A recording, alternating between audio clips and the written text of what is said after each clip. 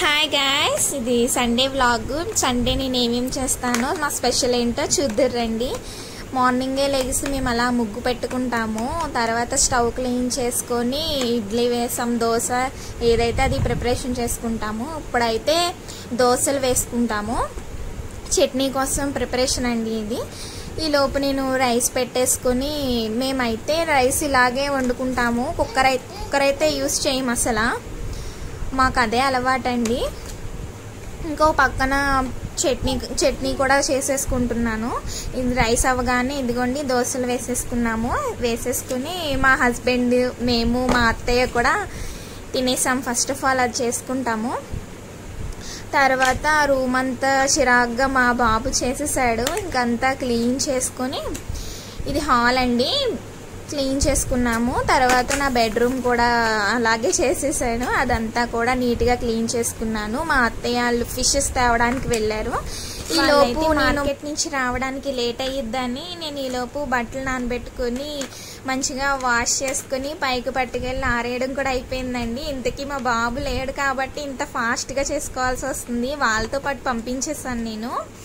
ఇంకా నెక్స్ట్ ఈలోపు మా అత్తయ్య వాళ్ళు కూడా వచ్చేసారు. మళ్ళీ వెళ్ళి ఫిష్ ఇలా క్లీన్ చేయడం పక్కన వెంటనే మా అత్తయ్య కోసేసింది. ఉల్లిపాయలు అవన్నీ కట్ చేసుకుని మగ్గబెట్టుకోవడం అవుతుందండి. ఇదండి ఫిష్.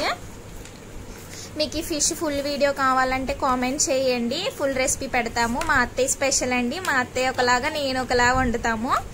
ఇది మా అత్తయ్య వండుతుందండి ఫిష్ కర్రీ. ఇందులో శనగ కూడా వచ్చిందండి, దాని రెసిపీ కూడా చూపిస్తాను నేను. ఫుల్ వీడియో కావాలంటే కామెంట్ చేయండి, ఫుల్ రెసిపీ మొత్తం పెడతాను.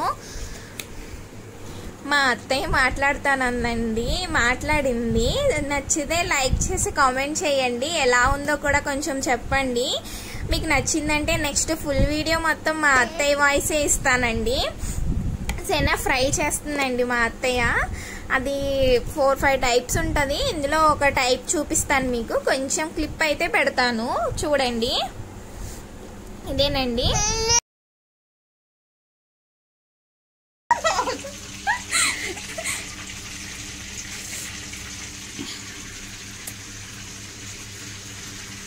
చాలా బాగుంటుందండి, ఇలాగా చాలా టేస్టీగా ఉంటుంది. చెప్పతయా ఒకసారి ట్రై చేసి చూడండి.